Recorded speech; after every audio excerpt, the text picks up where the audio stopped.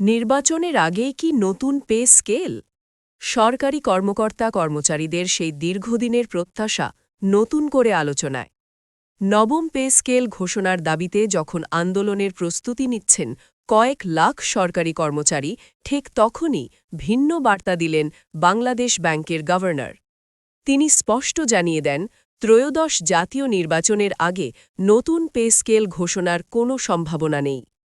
এই বক্তব্যে হতাশা ছড়িয়ে পড়ে সরকারি কর্মচারীদের মধ্যে। সামাজিক যোগাযোগ মাধ্যমে শুরু হয় ব্যাপক আলোচনা ও সমালোচনা। প্রশ্ন উঠতে থাকে, তবে কি পে স্কেল অনিশ্চয়তার দিকেই যাচ্ছে? তবে গভর্নরের বক্তব্য থেকে কিছুটা ভিন্ন সুর শোনা গেছে অর্থ উপদেষ্টার কণ্ঠে।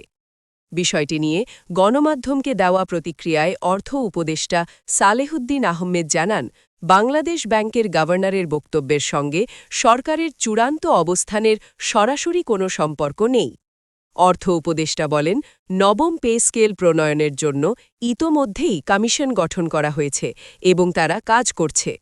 প্রক্রিয়া চলমান রয়েছে। অন্তর্বর্তী সরকার এই পে স্কেল বাস্তবায়ন করবে নাকি কেবল কাঠামো প্রস্তুত করে রেখে যাবে, সে সিদ্ধান্ত সময়ে এলেই জানানো হবে।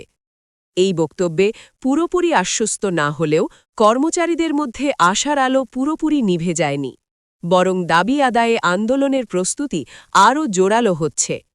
নতুন পে স্কেল বাস্তবায়নের দাবিতে চলতি জানুয়ারি মাস থেকেই কর্মসূচিতে যাচ্ছে সরকারি কর্মচারীরা।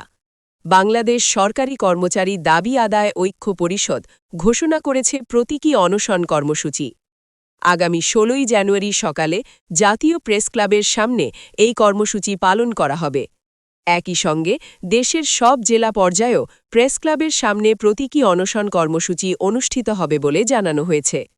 কর্মচারী নেতারা বলছেন, জানুয়ারি মাসের মধ্যেই নবম পে স্কেলের গেজেট প্রকাশ করতে হবে। দাবি আদায় না হলে আরও কঠোর কর্মসূচির দিকেও যেতে পারেন তারা।